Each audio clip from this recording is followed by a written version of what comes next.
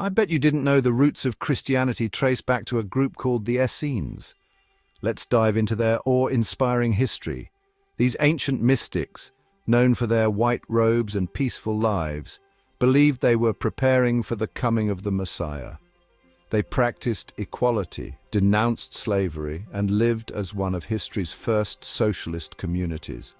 Even Yashua, Jesus, and Yohanan, John the Baptist, were believed to be part of this enigmatic order.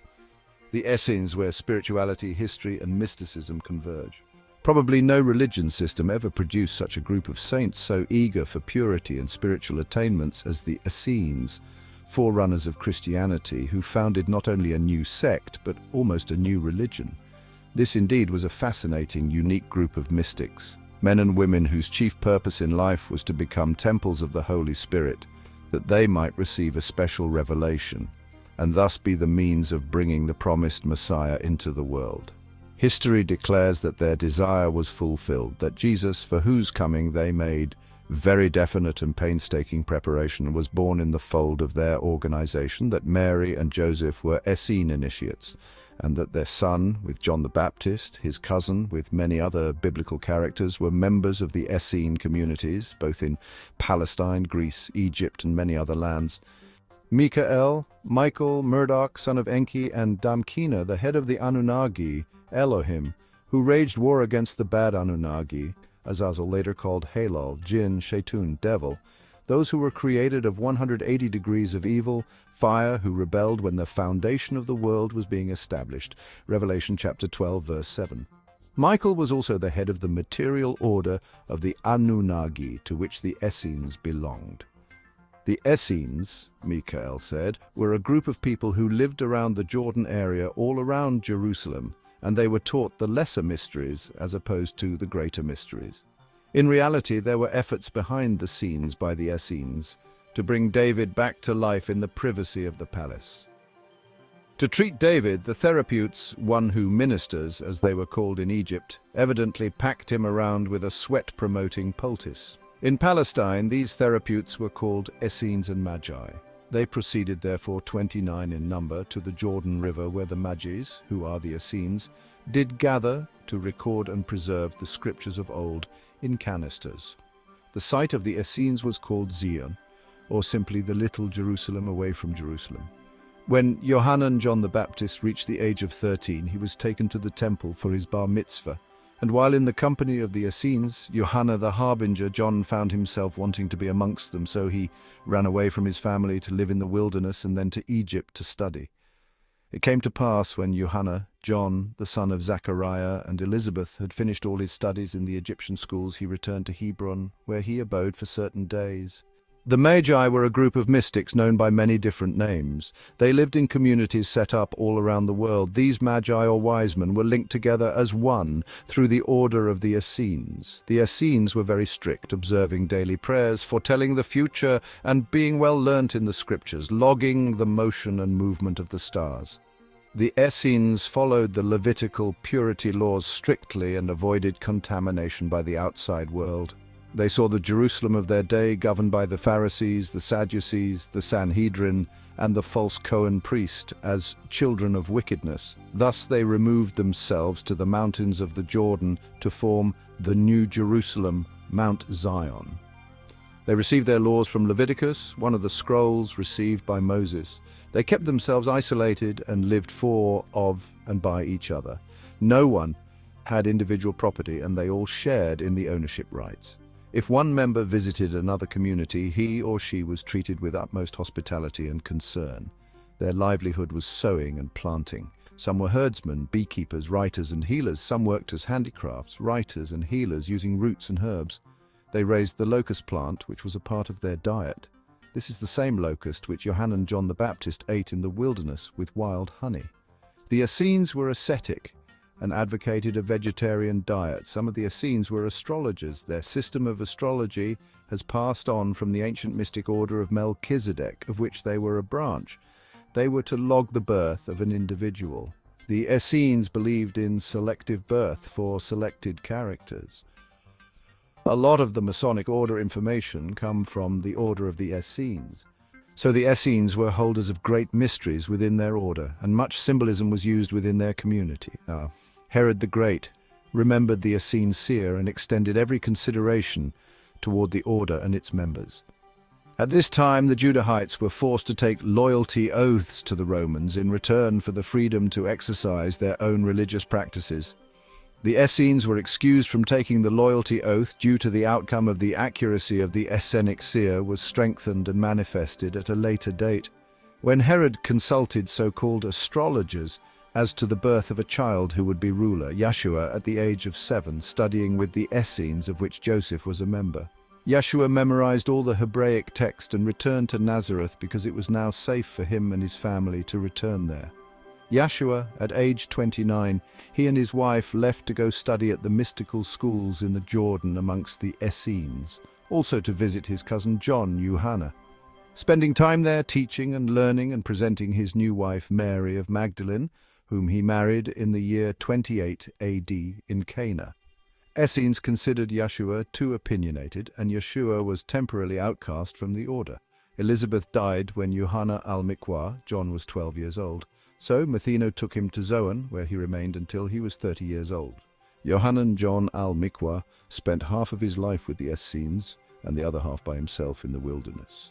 John Johanna al-Miqwa remained in the Bedouin lifestyle because all his life he believed the Romans were out to kill him.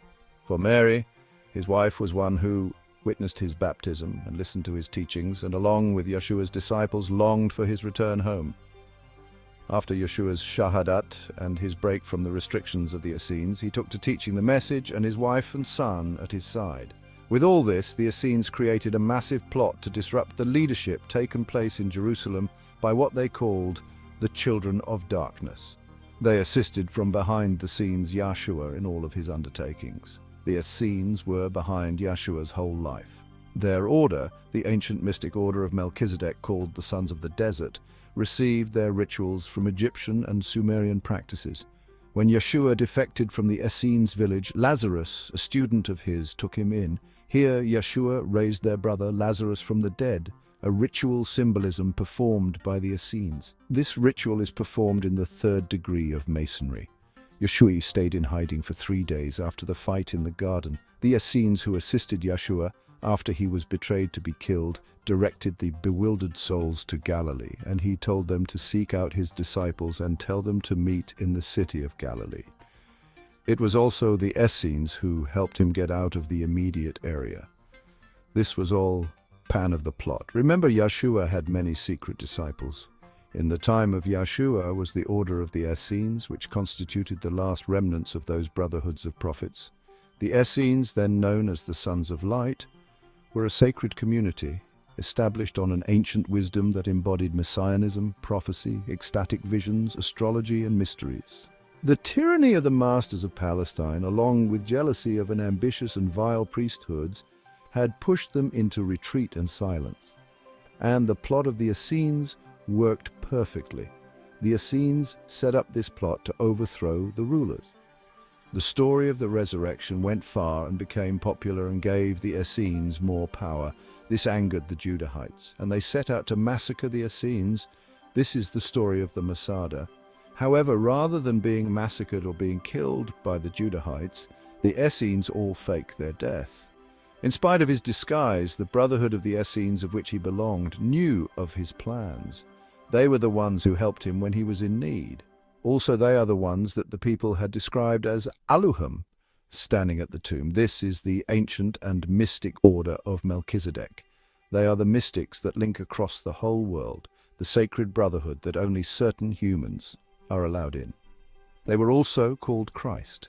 All of them inherited the name Christ in the sense of the name Messiah, which means to touch, wipe clean, and also to travel. These men go from place to place, which is what Yeshua did in his younger life. The Essenes were the ones who persuaded Yeshua to leave the country. But at this point, Yeshua had already made up his mind about leaving anyway.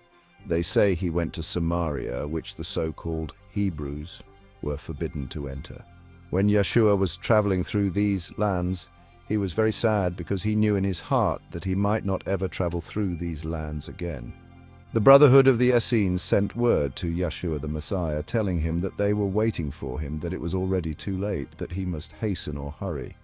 Yashua and the Essenes were traveling by the shadow hours and resting by day. Finally, they reached the land of Nazareth and went to the Sea of Tiberias. There were key points where Canaan schools, Essenes, mystics, would set up and send information about whosoever was traveling the desert. Yashua journeyed on to the land of Mashak, where the tomb of Shem, son of Noah, was located. There he met other brothers of the Essenes. The Freemasons find pure Christianity in Essenism and consider the Brethren of the White Clothing, or mystic order of Essenes, to be the most important fraternity the world has ever seen. The women, the wives, mothers, daughters, and other females of the Essene communities were associate members. Those not caring to marry brought up orphan children for organization. This group dates back to Moses and even to more ancient days, and was designated at various times and places in history as Nazarites, School of the Prophets, Hasides, Therapeuti, Contemplative Ones, Nazarenes, Ministers of Peace, Friends, and the Pure and Silent Brethren. The designation Essene was not popularly known, with accounts for the omission of the word in many of the popular histories and writings of the time. The Essene attire was so distinctive and unique that among the populace these mystics were known as Brethren of the White Clothing, each member after initiation adopting a robe of white composed of one piece of material, such as the seamless garment worn by Yashua, and their salutation was, "Peace be unto you," except they didn't speak English then, so they would say in Aramaic, "Shlama alaikum," or in Arabic, "As salamu alaikum," which both translated as "peace be upon you." As salamu means peace. Alaikum means upon you.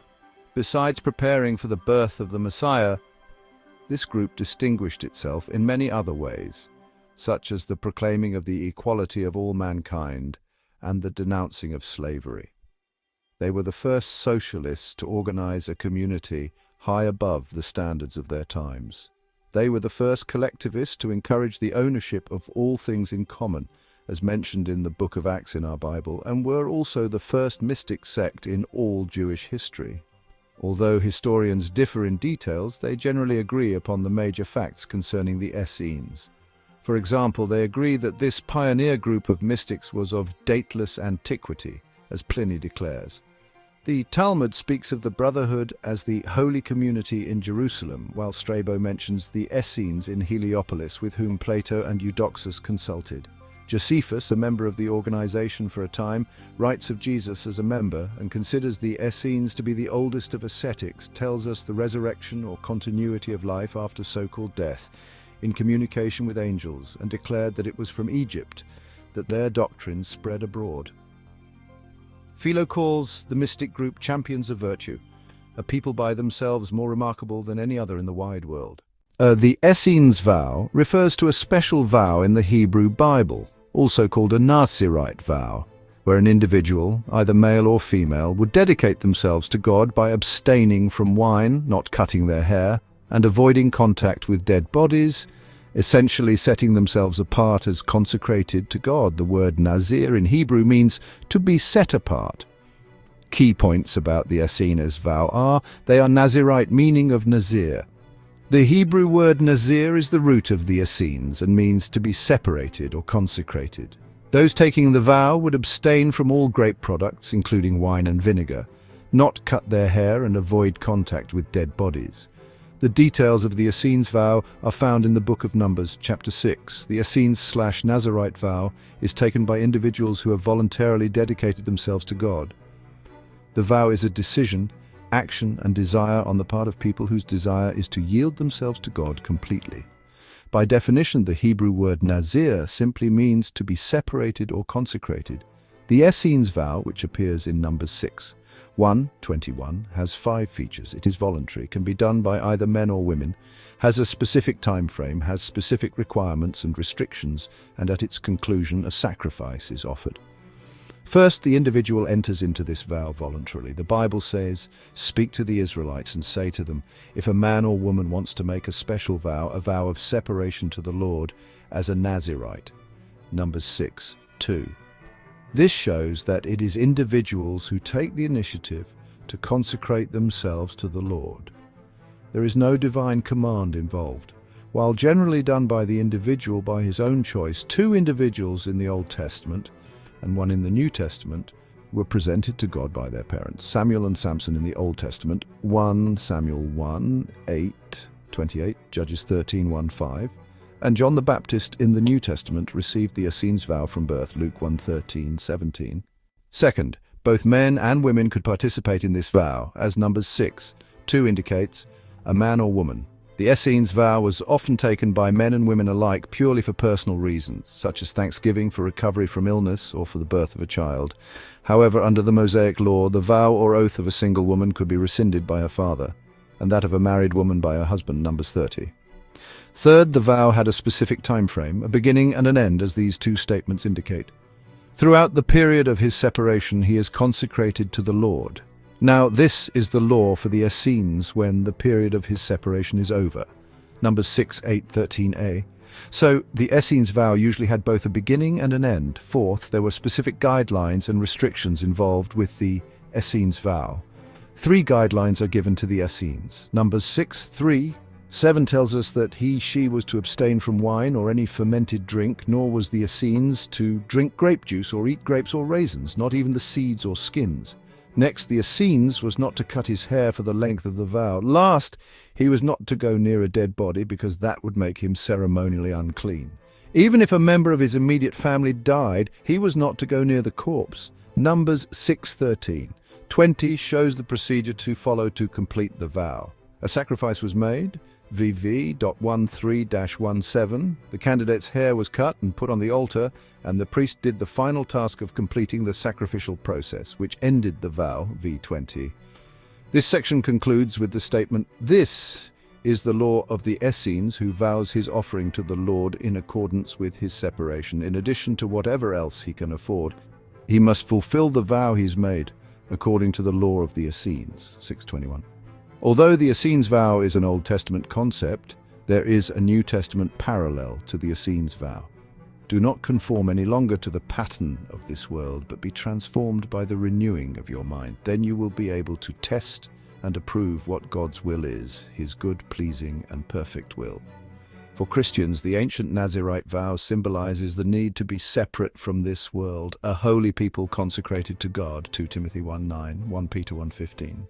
According to Josephus, every Jew had to belong either to the Pharisees, Sadducees, or to the Essenes. Though speaking scathing words against the two former groups, Yashua never uttered a word against the latter group. Solinus affirms that the Essenes, who differ from all other peoples in their marvelous constitutions, being vegetarians and living many of them far beyond 100 years of age, have, according to my opinion, been appointed by divine providence for this mode of life. They renounce money, connubial pleasures, yet are the richest of all men. Among representative modern historians is Dean Prideaux, who declares in his book on the descendants of the Essenes, the Old and New Testaments connected, that the Essenes absolutely antedate the Holy Scriptures and absolutely condemned slavery, which both Old and New Testaments allow, and that they anticipated the true spirit of Christianity and the philosophy of the 20th century. Dr. Graetz, in his book The History of the Jews, says the Essenes first proclaimed the kingdom of heaven, that Johanan, John the Baptist, lived the life of a Nazirite, belonged to the Essenes, and took up his abode with other Essenes near the waters of the Jordan, awaiting penitents, who, when baptized, joined the Essenic order. The historian Ginsberg, in his book The Essenes, Their History and Doctrine, says, "The purpose of Yashua, the Essene, was to effect a great moral revolution. From the age of 12 to 30, he was in the Essene colonies and conceived the plan which he intended to carry out. There he was educated until he was sent out by his order to effect a great moral revolution.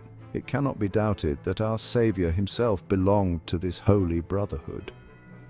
A most painstaking historical research, The Essenes by A. Schultz, compiled from the numerous records of the Literary and Philosophic Society of Liverpool in 1896, finds the above statements confirmed in documents written in Hebrew, Greek, and Aramaic. Of all the sects of ancient times, the Essenes were the most exclusive, coming out as they did from among those of dying civilization that they might the more effectively build a new and better world for mankind. They usually located their secret societies in small towns or on the border of the desert, away from the crowded hives of humanity with their barter, temple sacrifices, noise and attention to things of the body. In these communities, each family had its own house and garden. A chamber in each house was devoted to prayer and meditation. These silent ones, seers, healers, during the week lived and worked apart, but on Saturday they prayed and worked in common. Their so-called feasts, where no flesh was used and only cold water was served, particularly those held on the eve of Pentecost, were famous and formed a contrast to the ordinary Greek and Hebrew revels. At such feasts, the philosophical discourse was the chief feature. This was followed by hymns and by antiphonal and joint singing, with choral dancing in imitation of Moses and Miriam at the Red Sea. The Essenes did not repudiate marriage, but the couples had to be approved by high officials of the Essene community. The most advanced of the groups refrained from marriage. Some, as Yashua explained, made themselves eunuchs for the kingdom of heaven's sake. The Essenes not only wore a common type of dress, but also engaged in common labor, united in common meals, deposited their earnings in a common treasury, and devoted themselves to works of charity, for which each had the liberty to draw from the common funds at his own discretion, except in the case of relatives. The Essenes served their fellow man as minister, prophet, and physician. They interpreted dreams, exorcised devils, and performed miracles, bringing peace to the soul, healing to the body, and guidance through the predictions which never failed. For example, history relates that an Essene, Menahem, once met Herod as a boy going to school and addressed him as King of the Jews. Herod thought the man who did not know him jested and told him of his common origin with no chance of becoming king. But Menahem smiled at him, clapped him on the shoulder, saying, "Thou wilt nevertheless be king and wilt begin thy reign happily, for God has found thee worthy of it. Remember the blows that Menahem has given thee as a symbol of a change of thy fortune. For this assurance will be salutary for thee when thou wilt love justice and piety toward God and equity toward thy citizens. However, I know thou wilt not be such a one, for I can perceive it all. Thou wilt obtain an everlasting reputation, but thou wilt forget piety and justice. Thou wilt not be concealed from God, for he will visit thee in his wrath for it, towards the end of thy life." Judas the Essene was another example. One day in the temple, surrounded by his pupils whom he initiated into the apocalyptic art of foretelling the future, he saw Antigonus pass. Judas then and there prophesied a sudden death for him at a definite hour on a certain day in a very special place, all of which came to pass as predicted. Likewise, Simon the Essene, probably the one mentioned in the 2nd chapter of Luke's Gospel, was a very holy man whose prophecies also came true. There were many others. So devoted to the laws of God and to holy living were these vegetarians of the mystic order, that they not only developed exactness in prophecy, but also magnetic personalities, and had such wonderfully beautiful, radiant auras that on some occasions these auras were perceived by the profane. No wonder their lives were exemplified in the words of Yashua when he said, "He that loseth his life for my sake shall find it, but he that saveth his life shall lose it." In renouncing the temporal side, they won the glory of that which is eternal. Every adult member of the Brotherhood was assigned at the time of his initiation a definite mission in life, and this mission had to be adhered to regardless of all obstacles and temptations, even to the sacrifice of his own life. Some chose to be healers, physicians, farmers, teachers, missionaries, carpenters, translators, scribes. Others chose the feeding of flocks and rearing of bees, preparing of food, making articles of dress, or weaving. Whatever the occupation, it had to be something constructive, not destructive. There were never allowed in the organization any gunsmiths, slaughterers of cattle or sheep, or any practice or business that deliberately destroyed the least of any living thing. History emphasizes that no maker of arrows, darts, spears, swords, helmets, breastplates, or shields, no manufacturer of arms or engines of war, or any man whatever that made things belonging to war, or even such things as might lead to wickedness in times of peace, could ever be found among the Essenes, ministers of peace, who realized with Yashua that he that taketh the sword shall perish by the sword. Again, no trading was allowed or anything by which money was made, only barter. Pliny, among other historians, declares that the Essenes would not even dream of carrying on traffic, innkeeping, or navigation, for they repudiate every indulgence to covetousness. But all peaceful, non-commercial occupations were in keeping with their purpose in life. Every member worked from sunrise to sunset and devoted the evening hours to the study of the mysteries of nature and of revelation and the celestial hierarchy. Abundant time was possible, since each member took his share of the work in the department in which he excelled, and since they toiled only for their necessities and not for laying up sums of money. In each city there were Essenes gates where the poor could receive food and necessities, also places called Bethsaida for the sick. We find in this feature of their work the origin of the hospices and hospitals, which became well known some centuries later. A special staff FO workers were connected with these places and were called hospitallers. The Essenes likewise had their rescue homes in various communities, and places where strangers could not only be cared for physically, but could also be guided in their problems. Those ministers of peace elected their own president, judges, and officials, and considered themselves free to act only in service to others. They believed in passive obedience to powers ordained of God. Their essential beliefs and practices included a conviction that fate governs all things, an absolute confidence that Jehovah's will must manifest in all that comes to pass, although free will was not denied, an unqualified belief in prophecy and the ability to see coming events, a belief in pre-existence or reincarnation, survival, and communication. They were outstanding in their uniformly holy and unselfish life. Their abstinence from visiting the temple or taking part in bloody sacrifices, their unbounded love of virtue, and their contempt for earthly fame, riches, pleasures, their industry and temperance, the latter including a vegetarian diet and abstinence from intoxicants, their modesty and simplicity of life, their contentment of mind and cheerfulness of temper, their love of order and truth and their abhorrence of falsehood, their benevolence and philanthropy, their following peace with all men. Known to all was their hatred of slavery and war, their aversion to oaths, wearing of wool, or using of oil, their tender regard for children and for the aged, their attendance of the sick and readiness to relieve the distressed, their investigation of plants and minerals for healing, and their miraculous cures. Their beliefs and practices have no duplicate in the history of mankind.